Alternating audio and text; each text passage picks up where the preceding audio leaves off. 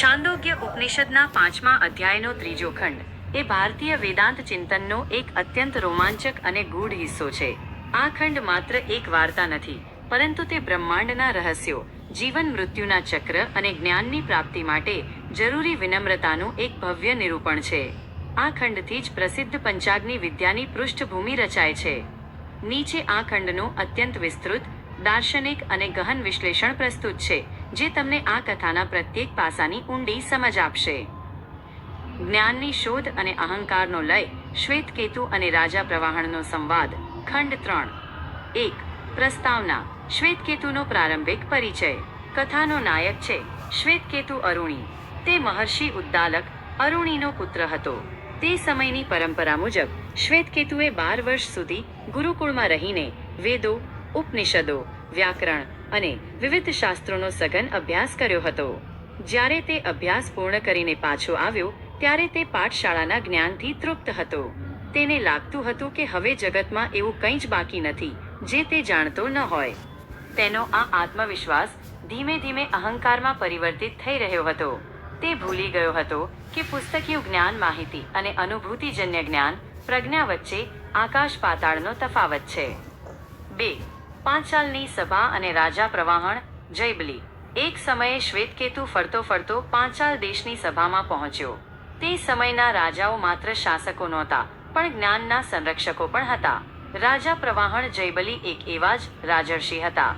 જ્યારે યુવાન અને તેજસ્વી શ્વેતકેતુ સભામાં આવ્યો, ત્યારે રાજાએ તેની તેજસ્વીતા જોઈને તેને ઓળખી લીધો.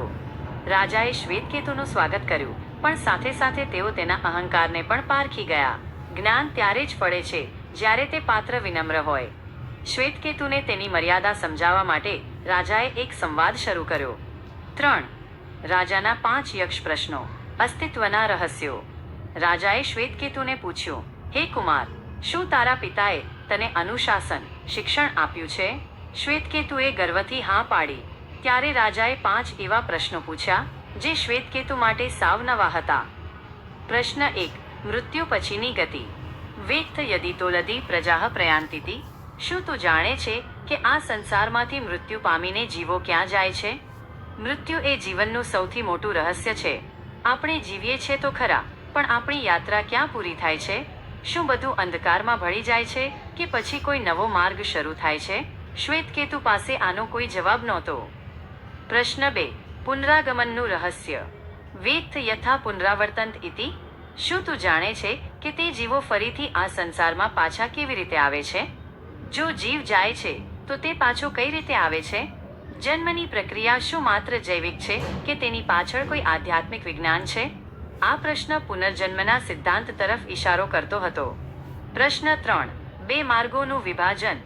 દેવયાન અને પિતૃયાન. વેત્થ પથોર્દેવયાનસ્ય પિતૃયાનસ્ય ચ વ્યાવર્તના ઇતિ. શું તું જાણે છે કે દેવયાન અને પિતૃયાન માર્ગો ક્યાંથી અલગ પડે છે? વેદોમાં 2 માર્ગો વર્ણવ્યા છે. એક માર્ગ જે મુક્તિ તરફ લઈ જાય છે, દેવયાન, અને બીજો જે ફરીથી જન્મ મરણના ચક્રમાં લાવે છે, પિતૃયાન. આ બંને વચ્ચેનો ભેદ સમજવો એ સાધનાનો પાયો છે. પ્રશ્ન 4. પરલોકની ક્ષમતા. વેત્થ યથા સૌ લોકો ન સંપૂર્યતિતિ. શું તું જાણે છે કે લાખો જીવો દરરોજ પરલોકમાં જાય છે, છતાં તે લોક ક્યારેય ભરાઈ કેમ જતો નથી? આ પ્રશ્ન બ્રહ્માંડના સંતુલન વિશે છે. જો આટલી મોટી સંખ્યામાં આત્માઓ ત્યાં જતા હોય તો ત્યાં જગ્યા કેમ ખૂટતી નથી? આ પ્રશ્ન પાછળ ઊર્જાના સંરક્ષણનો અને આત્માની સૂક્ષ્મતાનો સંકેત હતો. પ્રશ્ન 5. પાંચમી આહુતિ અને મનુષ્ય દેહ. વેત્થ યથા પંચમ્યામાહુત્વાપઃ પુરુષવચસો ભવંતીતિ. શું તું જાણે છે કે કઈ રીતે 5મી આહુતિ અપાતા જળ પુરુષ અથવા મનુષ્યનું રૂપ ધારણ કરે છે? આ પ્રશ્ન પંચાગ્નિ વિદ્યાનો હાર્દ છે. આપણું શરીર અન્ન અને જળથી બનેલું છે, પણ તે ચેતનામાં કેવી રીતે પરિવર્તિત થાય છે? એક જૈવિક પદાર્થ કેવી રીતે બોલતો પુરુષ બને છે? 4. શ્વેતકેતુનો પરાજય અને પિતા પાસે પ્રત્યાગમન. શ્વેતકેતુ આ 5 પ્રશ્નો સાંભળીને ગભરાઈ ગયો. તેને સમજાયું કે તેણે જે કંઈ શીખ્યું છે તે માત્ર પૃથ્વી પરના વ્યવહારોનું જ્ઞાન છે, પણ બ્રહ્માંડના ગૂઢ રહસ્યો તો હજી બાકી છે. તેણે સ્વીકાર્યું, ના મહારાજ, હું આમાંથી કંઈ જ જાણતો નથી. રાજાએ તેને ત્યાં રોકાવા કહ્યું, પણ શ્વેતકેતુ દુઃખી હૃદયે પોતાના પિતા પાસે દોડી ગયો. તેણે પિતાને જઈને કહ્યું, પિતાજી, આપે તો કહ્યું હતું કે આપે મને બધું શીખવ્યું છે, પણ પેલા રાજાએ મને એવા પ્રશ્નો પૂછ્યા કે હું સાવ નિરુત્તર થઈ ગયો. શ્વેતકેતુનો ગુસ્સો અને દુઃખ એ હકીકતમાં તેના તૂટેલા અહંકારનો અવાજ હતો. 5. ઉદ્દાલક અરુણીની મહાનતા. શિષ્યભાવનો સ્વીકાર. શ્વેતકેતુના પિતા ઉદ્દાલક અરુણી ગૌતમ એ સમયના સૌથી મોટા વિદ્વાન ગણાતા હતા.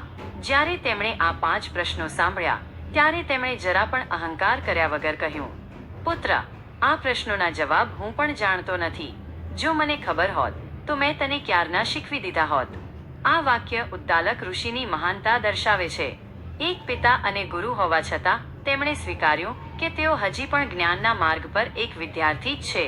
તેમણે નક્કી કર્યું કે તેઓ પોતે રાજા પાસે જશે અને આ વિદ્યા શીખશે. 6. જ્ઞાનની પરંપરા. બ્રાહ્મણ અને ક્ષત્રિયનો સંવાદ. જ્યારે ઉદ્દાલક રાજા પ્રવાહણ પાસે ગયા ત્યારે રાજાએ તેમનું સન્માન કર્યું. ઉદ્દાલકે રાજા પાસે ધન કે જમીન નથી માંગી, પણ તેમણે એ 5 પ્રશ્નોના જવાબ માંગ્યા. રાજા પ્રવાહણે અહીં એક ઐતિહાસિક વાત કહી. હે ગૌતમ, આ વિદ્યા અત્યાર સુધી માત્ર ક્ષત્રિયો પાસે જ રહી છે. બ્રાહ્મણોમાં આ જ્ઞાન હજી સુધી ગયું નથી, પણ તમે શ્રદ્ધાથી આવ્યા છો તો હું તમને ચોક્કસ આ વિદ્યા આપીશ.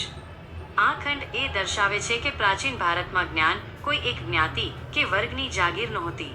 જે પણ સત્યનો શોધક હતો તે ગુરુ બની શકતો હતો. 7. પાંચમી આહુતિનું વિજ્ઞાન. Preview of Panchagni. આ ખંડના અંતે આપણે એ સમજવાનું છે કે પંચાગ્નિ શું છે. રાજા હવે સમજાવશે કે આખું બ્રહ્માંડ એક યજ્ઞવેદી છે. 1. પ્રથમ અગ્નિ, દ્યુલોક, સ્વર્ગ. 2. દ્વિતીય અગ્નિ, પર્જન્ય, વાદળ. 3. તૃતીય અગ્નિ, પૃથ્વી. 4. ચતુર્થ અગ્નિ, પુરુષ. 5. પંચમ અગ્નિ, સ્ત્રી. આ 5 તબક્કાઓમાંથી પસાર થઈને એક આત્મા નવો દેહ ધારણ કરે છે. આ એક અત્યંત વૈજ્ઞાનિક પ્રક્રિયા છે જે ઉર્જાના રૂપાંતરણને સમજાવે છે. 8. નિષ્કર્ષ. કથાનો બોધ. 5મા અધ્યાયનો 3જો ખંડ આપણને શીખવે છે કે જ્ઞાન અનંત છે. આપણે ગમે તેટલું ભણીએ છતાં બ્રહ્માંડના રહસ્યો હંમેશા આપણી સમજથી પર હોઈ શકે છે. નમ્રતા અનિવાર્ય છે. જ્યાં સુધી અહંકાર છે ત્યાં સુધી સત્યનો પ્રકાશ અંદર પ્રવેશી શકતો નથી. જીવન એક પ્રવાહ છે. આપણે માત્ર આ જન્મ પૂરતા સીમિત નથી, પણ આપણે એક લાંબી બ્રહ્માંડીય યાત્રાનો હિસ્સો છીએ.